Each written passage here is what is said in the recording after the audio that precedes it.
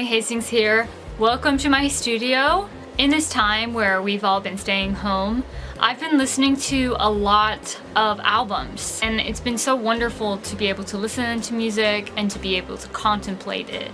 And so I decided to do a video talking about my favorite epic timeless albums. And I really hope you guys enjoy this video because it's something I'm really passionate about. And I wanted to share it with you guys. So by the way, some of you guys have liked my hairstyle, referring to it as Chun-Li. Let me know if you like Chun-Li, and then some of you guys said it's like Cammy but with Chun-Li hairstyle. So let me know which one you guys like better in the comments. Anyway, to get back onto topic, I really want to share with you guys, and in no particular order, I'm going to do a run through of some of my favorite timeless albums. And drumroll, I'm going to be starting out with, can you guess?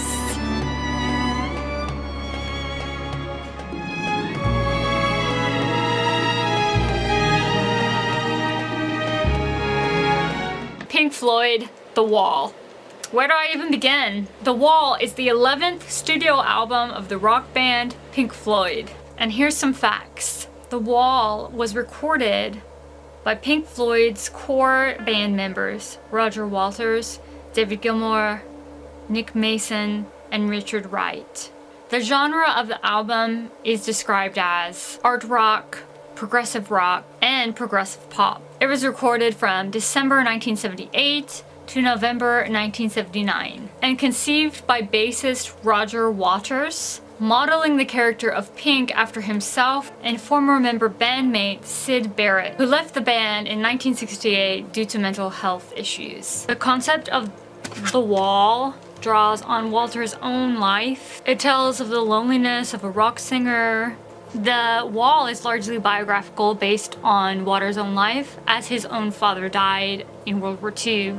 The release date of the album was November 30th, 1979. They released it on Harvest and Columbia Records. The Wall is a rock opera that explores Pink, a jaded rock star who spirals into madness, and his isolation from society ultimately leads to being symbolized by a wall, hence the name The Wall. The wall actually symbolized defense mechanisms that Roger Waters had built up around himself from people that he feared might hurt him, such as parents, teachers, lovers. 3 singles were released from this album: Another Brick in the Wall, Part 2, Run Like Hell, and Comfortably Numb, featuring 26 tracks, 2 records, and an opera-esque storyline. The concept album would go on to become #2 best-selling double album in history, which is a huge deal.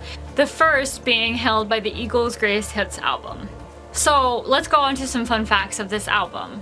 Roger Waters, the group's bassist and co-lead singer, took charge for Wish You Were Here. He decided which tracks would appear or not and led the concept themes. In the end, Gilmour only received 3 co-writing credits for Run Like Hell, Comfortably Numb, and Young Lust. A not so much fun fact of this album is that it would be the very last album that the co-members of Pink Floyd would form an album together. By the time Pink Floyd started recording The Wall in January 1979, tensions had been building for several years. Pink Floyd was experiencing financial difficulties during that time, which is really sad and unfortunate. And this happens to a lot of young artists who they get into the scene and they focus so much on their music and recording and writing songs that they forget the business aspect of the music business.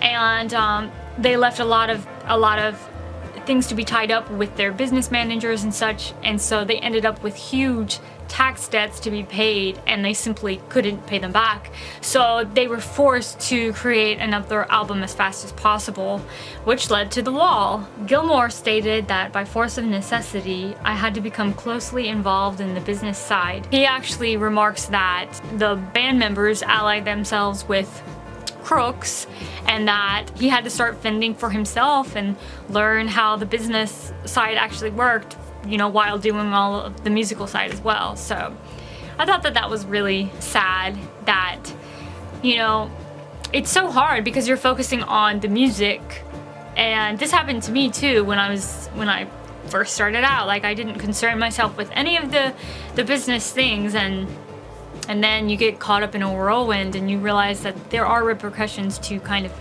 I guess, putting your head in the sand, so as to speak. But it happened to Pink Floyd too, and it happens to a lot of other young artists. And Gilmour stated that ever since then, there's not a penny that I haven't signed for. I sign every check and examine everything.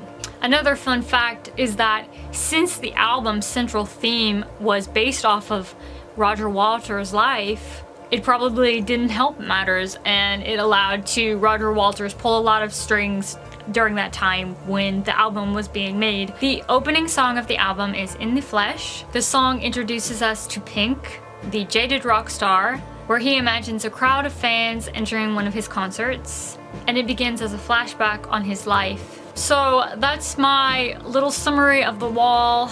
If you guys have anything to add, please do. I absolutely love this album.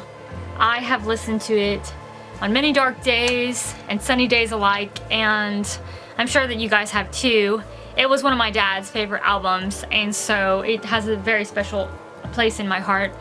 And if you guys have anything to add, please do in the comment section, because I would love to hear your thoughts on Pink Floyd. Make sure that you guys take advantage of listening to this album on streaming platforms.